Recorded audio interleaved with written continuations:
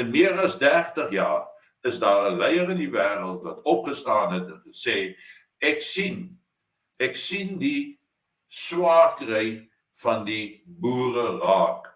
Ek sien die bedreigings wat grondonteiening vir die boere inhou.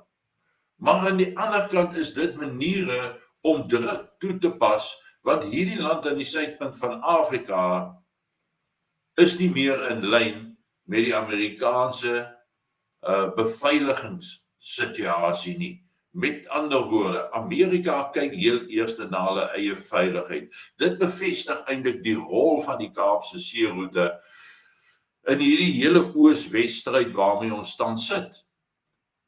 Maar ons wil beklei oor wie is reg, wie is die regte groepering om te gaan praat met Trump, en ek is die ou wat sê, gaan sit terug teen die ratel se wiel, al jou pakkie Camels uit, alles sigaret uit, steek hom aan, trek die rook diep in, laat hy so rondom jou walm terwyl jy jou beker kondensmelk koffie in die vroeë oggendure in die suide van Angola sit en drink het.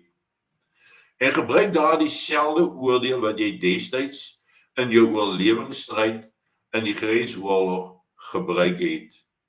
'n Mens moet mooi dink oor wat jy doen.